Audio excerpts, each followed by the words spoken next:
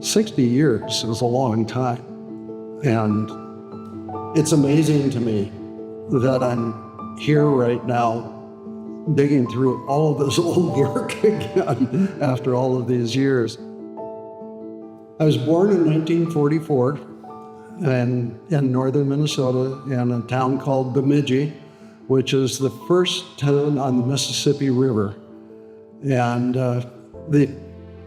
there really wasn't a lot of high-end art going on in that community. And so when I was growing up, the only thing I had in relationship to art was the fact that my two older brothers, who when they came home from the military, would work with me.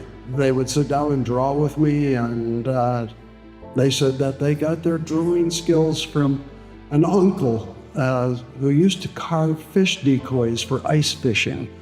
And so when I finally got to school, I was drawing better than most of the kids, so I got a lot of support, and I thought, hey, I got something that's going for me. Let me see how far I can push this. I helped my dad with logging and with carpenter work when I was growing up, and I figured that was sort of going to be my life for a long time. And then teachers started giving me some real encouragement, and I applied to the local college, Bemidji State, it's called Bemidji State University now. It was Bemidji State College then. And I got a scholarship.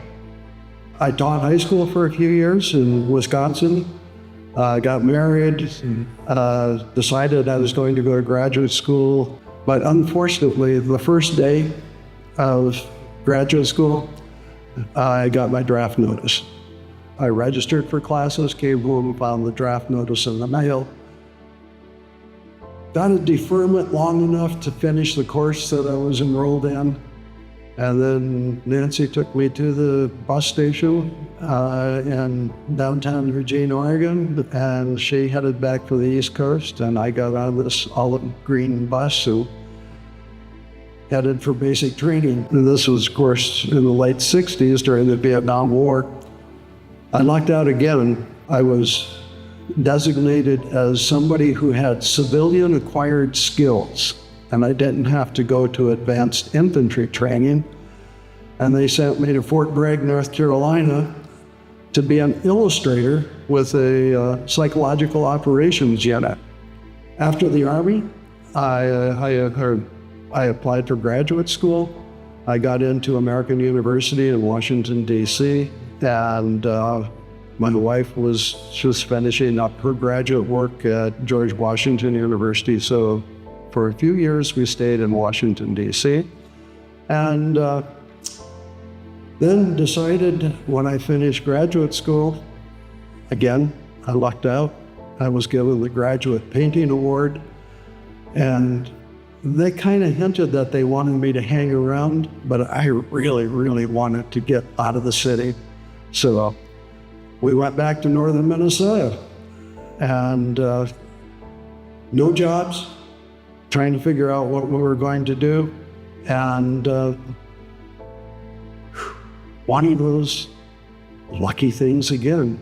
I was in a placement office at the local college late in August, and looking through the card file, no computers at that time, I was looking through the card file to see if there were any late job openings, and had my back turned to the secretary, and somebody came out and said to her, "Do you know anybody with an MFA in painting or in art?" I raised my hand, said, "Right here." And the community college in International Falls, Minnesota had an art opening. I took the job.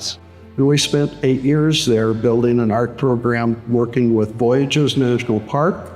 After 8 years there, we decided that we wanted to explore the graduate school options again.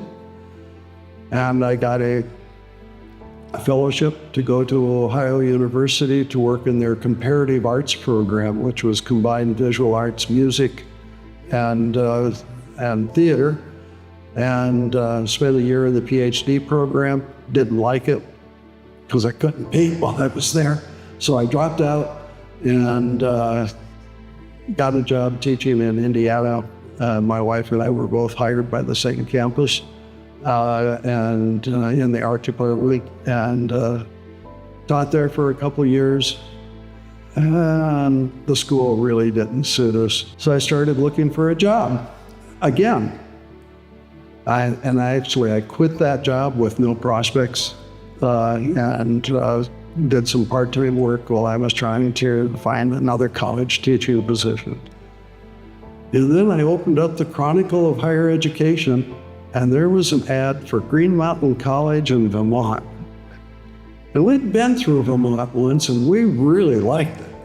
So I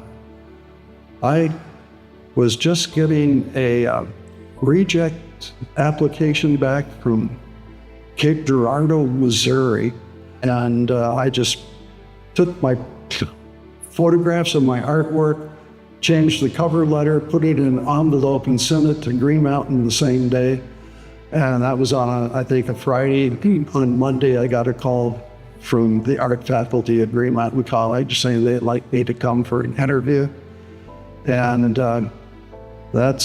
we ended up at Green Mountain and building a new 4-year art program, and with Susan Smith-Hunter and Richard Weis. And I spent 21 years there and really enjoyed it.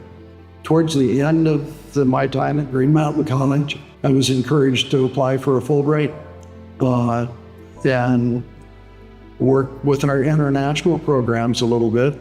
And I ended up getting a Fulbright to South Korea, and was very interested in that because of the brush painting and the traditional crafts or traditional painting techniques, which I'd taken a course in Asian painting as an undergraduate and really wanted to know more. And so I went to South Korea as a Fulbright scholar. And that same year, I was in South Korea for 6 months, and that same year we had an exchange program with the University of Wales, and they invited me to exhibit and do a residency there. So 2002, 2003 was all abroad, a semester in Wales and 6 months in South Korea. So I retired in 2010 and have a studio here in Pulteney, which I have kept since I think 2008, and have been active in the community, and was really, I think I'm so grateful that there was support for Stone Valley Arts, because Burnham Holmes came up with the idea for Stone Valley Arts and asked me if I would help him out, and the two of us sort of became the founders of Stone Valley Arts, along with David Mook, who's a local poet. And that's what brought me here. Here we are in Stone Valley Arts in 2024. Wow, it's been a long time.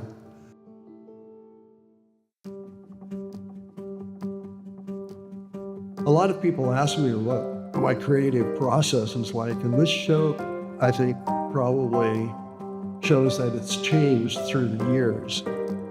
But right now, I'm still working on, I'm nearly 80 years old, and right now I'm still working, turning 80 next month, and I have a studio here in Pulteney, and I work a lot. I think about art all the time. It's what I do. And I think one of the things that people who aren't involved in art, don't really think about is that they think that, okay, you get an idea for something that will sell, and you go back in your little study and you make something that will sell.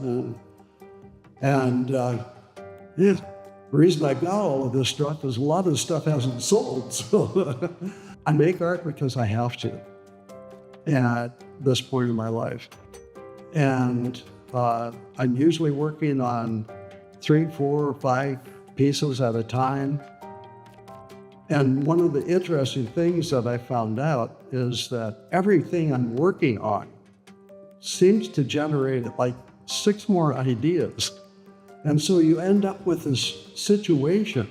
So you do 30 paintings in a year, and each painting generates 6 more ideas. I've got to live a long time to even begin to make a dent in that. So you get a sense of that, I think, in terms of going through the show.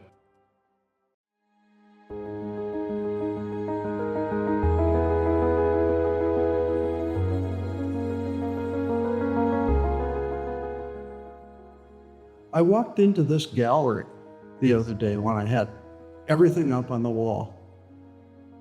And I just sat over here in the corner for a while and looked at it. And I was really, the hard part about doing this show was the stuff that I can't show.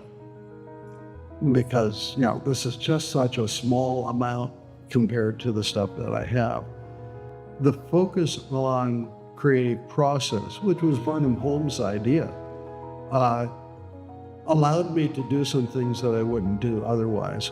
And so I can't put up this large piece, but I can put up a piece that's related to that and accompany it with a photograph, and people can connect with it in that way. But I think the thing that really struck me when I was sitting in the gallery that day, this really felt like me. And I was really, really comfortable with the fact that this was like me. One other thing that I would like to add, and I don't think I've mentioned before about the show, and I think people would be kind of surprised about, for the last 6 years, I've been working on and off with the poet Bianca Zanella about creating process. And she would send me poetry that she was working on. I would send her photographs of artwork that I was working on. We've taken and set aside a part of the library gallery wall. That's a transition between the upstairs gallery and the downstairs gallery here. And we're going to have some of her poetry up, and she actually got me to write some poetry too. And we've got them matched with the artwork that they're related to. I think a lot of people will be interested in that. And I think that may go someplace yet. So I'm looking forward to continuing to work with her.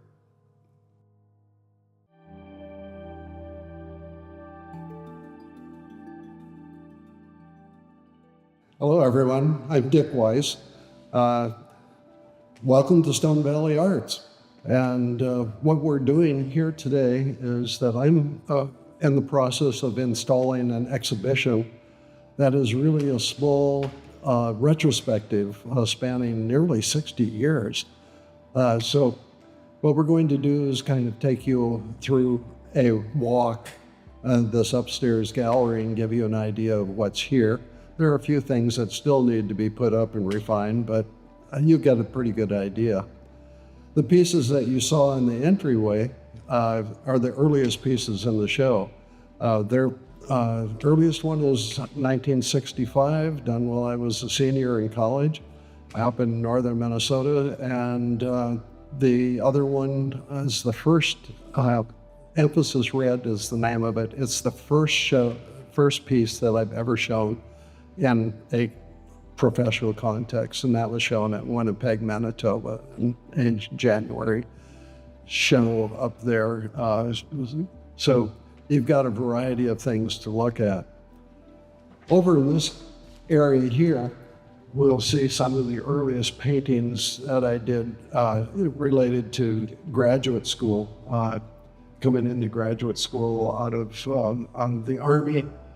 This was a painting I did while I was in studies, and these two over here, the stand and the figure, and the painting of my wife Nancy were done as a in 1974. There's a variety of things that you'll see as we walk around. I've spread out a whole series of these banner paintings that were part of a South Korean South Korea exploration that I did as part of the Fulbright program in 2002, 2003. And so you're going to see a mixture of those. This particular one happens to be a new update as part of a new series, but I'll show you later one of the very earliest pieces that I did while I was working in South Korea.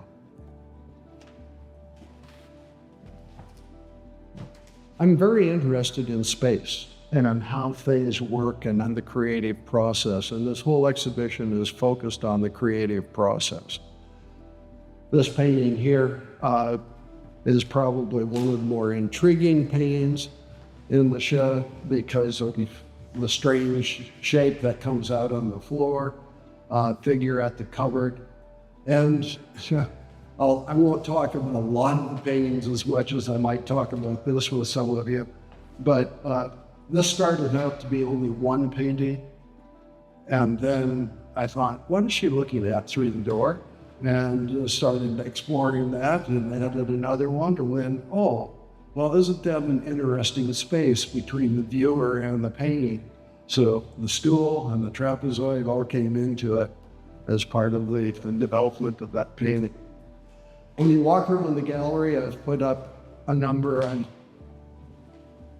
little photographs of pieces that were actually too big to go in this space, but are related to some of the things that are happening with the other work that you'll see. And one of my interests for viewers who come to see this show is for them to look at the threads that kind of tie my work together, I hope, over a period of 60 years. And so do a little bit of searching while you're here and see if you can figure out what kinds of things carry through the years.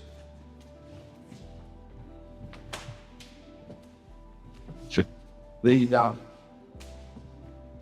is actually the earliest painting that I did in the scroll series, the banner series. And this was done in my studio in South Korea. And the basis for these particular group of works was the vertical signs and banners that are all over the landscape in South Korea.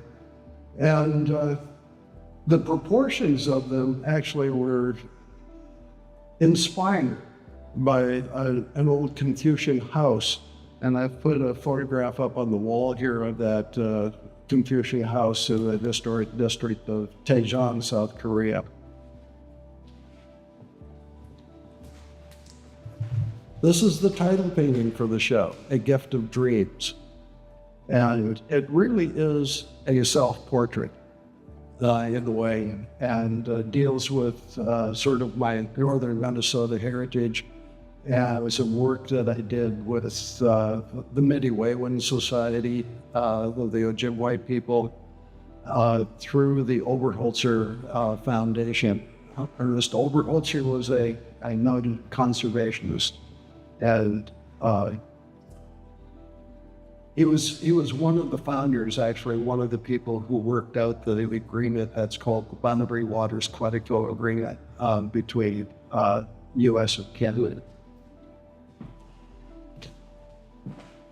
Over here, a piece that was started as an idea in South Korea, but in the end, I ended up doing it when I got back to the United States, and after visiting the demilitarized zone in South Korea, between North and South Korea, and I was really struck by some of the restrictions of the area, the idea that right over there you can see North Korea, and there were villagers that had to go through checkpoints every day when they went about their business.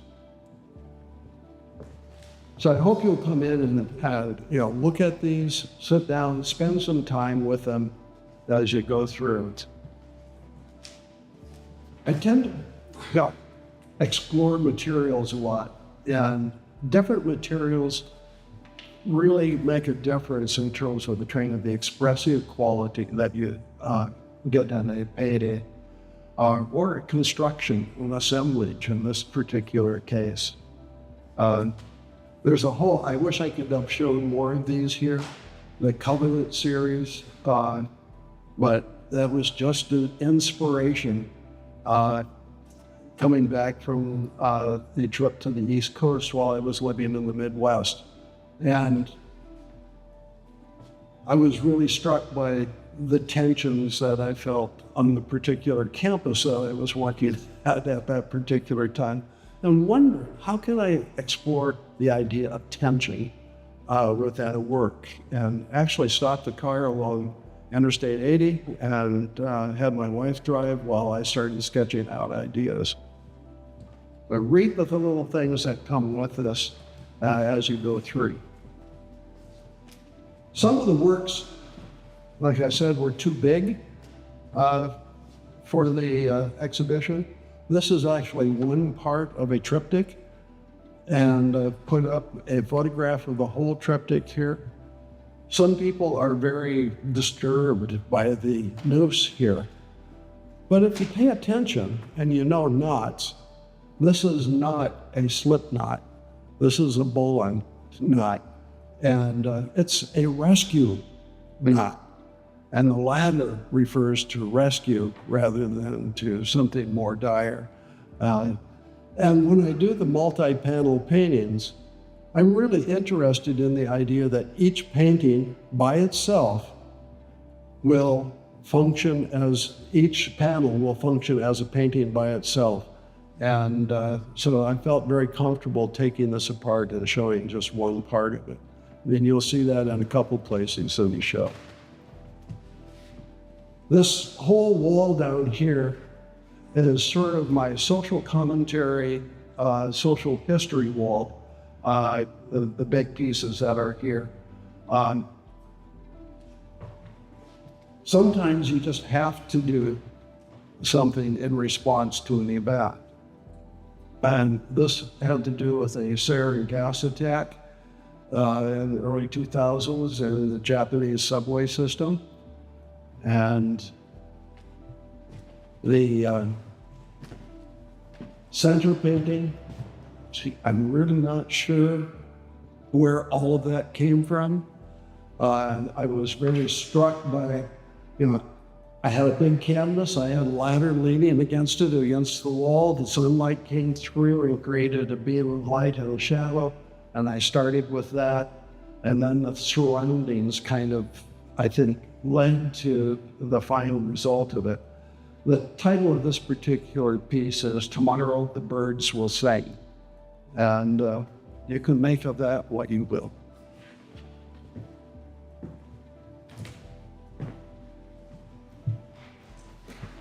Over this corner, we have a painting that came out of the Iraq War, and somebody pointed out to me the other day when they saw me putting it up that it could be today, because looking at the little NBC logo down here and the live broadcast from Tel Aviv, it could have a contemporary relevance.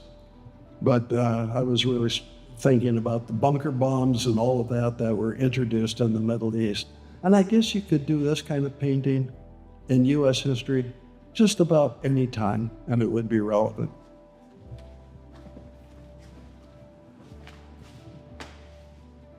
I wish I could have put more of these particular pieces in. This is part of an Song series. And I explain in the write-up here that the Song came from a book by Howard Gardner, and has to do with sort of a fundamental idea in sound. Do people all over the world have a basic vocabulary of sounds that form their languages? Is there a core? And I thought, I wonder if that happens in visual perception as well. And so here, I'm exploring some things and asking some questions. Why? does a painting have to be rectangular? What happens if you don't? And so I started doing irregular shapes. And now I was only going to do a series of 10 or so. You get a glimpse of a couple and a couple drawings over on this wall. But this is Urson, I think, 105. So the series kind of extended itself through time.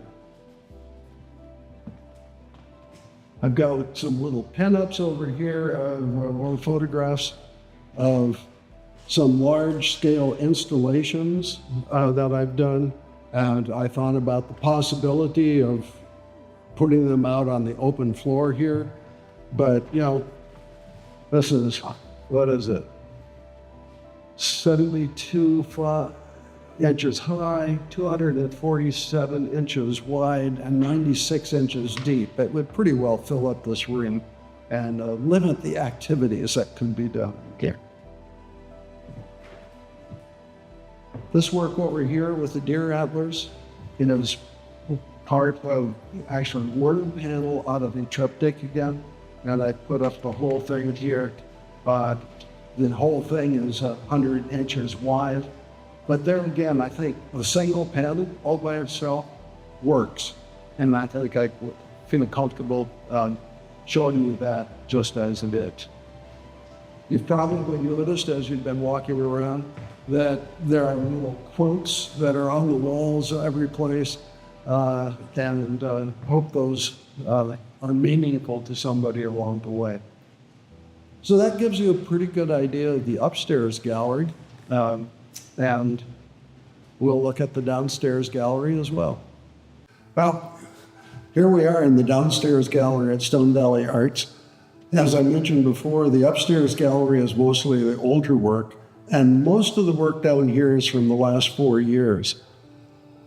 The exception is this little corner, which is an introduction, and I've got some older work here, some figure drawings from graduate school, a photograph of one of my graduate thesis paintings, and one of my first, very earliest ink wash drawings done with a stick and ink. And right now we're kind of sorting out things on the table to see what things might go up on this wall. And I've got drawings from South Korea. I've got some older work that I did as illustrations for the National Park Service, Voyageurs National Park in northern Minnesota.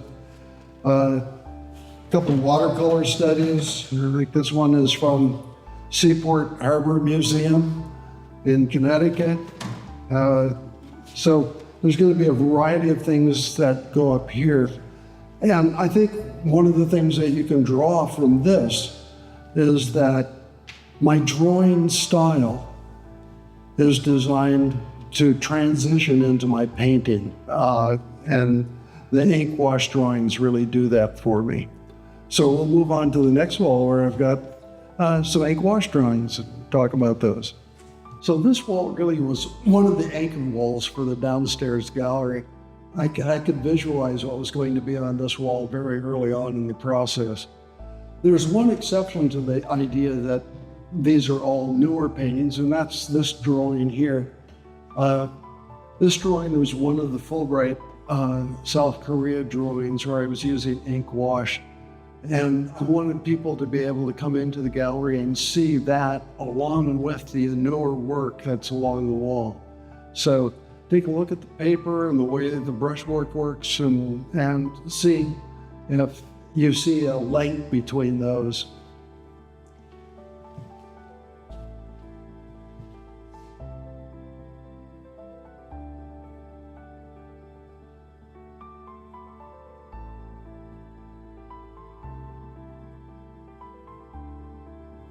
I put these two paintings in the show, even though they're just a little bit older than some of the others, because a lot of people wonder why I don't do, or I'm not showing highly representational paintings. I do a lot of portraits. And actually, these two pieces are abstract portraits of specific individuals. And in some cases, I'll do a very classical kind of portrait or 17th century style kind of portrait, sort of Rembrandt or Rubens kind of portrait. But this is something that I used to do with my classes when I was teaching. I asked the students to do a self-portrait that had no objects in it, and to choose colors, textures, shapes, composition that would reflect who they were. And it was amazing how well they did. Other students were able to identify the student who did the painting, not by the style, but by the expression of the piece. So these obviously are two different people that are being represented in these paintings, and I hope people will really think about the possibilities there. I'm not going to talk a lot about individual paintings here, but one of the things that people do ask me at times is about the framing, and I still build my own stretchers for the canvases and do most of my own framing, especially for the canvas pieces. So you see a variety of things here. One painting on this wall that I really want to talk about is this large painting. Down on this end, you see there's a 5-panel painting, and it's called All That Jazz. And it was actually the sketches and kind of idea for this painting started to develop during one of the jazz sessions at Stone Valley Arts here.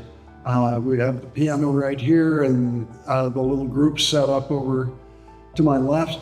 And so I started working with that and thinking about, the rhythm, the bass playing through it, and layering. I was particularly interested in the layering of the music as they improvise their way through. And it fits so much with what I wanted to do in painting. So, pretty big piece. Another anchor piece. This is the only wall in the gallery it would fit on, so I had to put it there.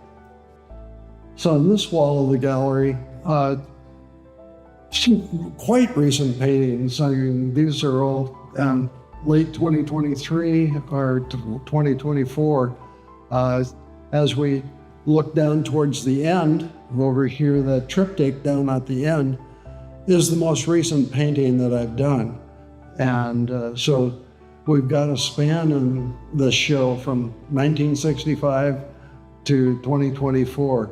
So some of the ideas I'm working with include, well, if you look over here, so we've got a triptych that's a multi-panel painting. And then I've got this interactive piece here. It's designed in such a way that viewers of the gallery, visitors to the gallery, can start to puzzle out what the painting is. Because it's one painting, but it really builds on the idea that each one of these little panels here could be seen as a painting all by itself, but they all connect some way. And I'm really interested philosophically how that works. When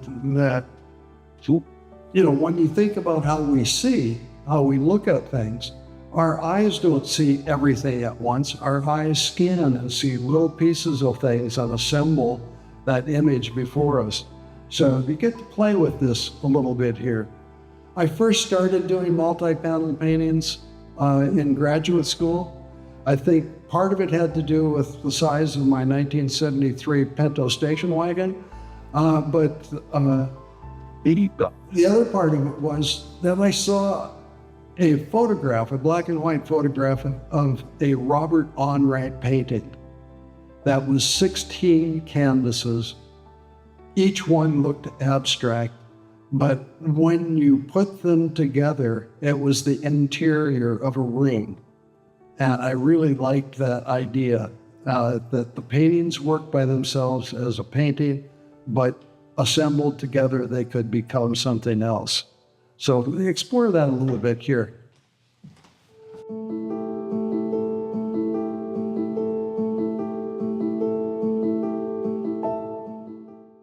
Now that you've had a chance to see a glimpse of the work in the Stone Valley Arts exhibition, you have a sense of some of the building blocks that I've used for the foundation of my work.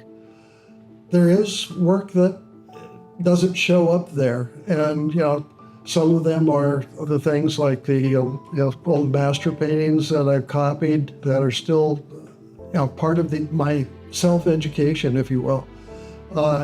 And you see Rubens over here and a Fabritius there and a Rembrandt over here. So those things are still going on. And I'm going to be really, really interested in getting, repeat this, getting feedback from you, the viewers, about what it is that you see that ties my work together through the years. And, the process is going to continue to go on. I'll continue to work. I really don't have an concrete idea of what's going to happen in the future. I've got all sorts of avenues that I could explore that interest me. And I hope that's the same in your own lives. That's the way the world works. One of the things that will be happening during the exhibition is that I will be spending a lot of time in the exhibition space. So when visitors come, they can see me working. They can ask questions directly of the person who's done the work. So do come by and visit. Thank you for coming by, and thank you for seeing the exhibition.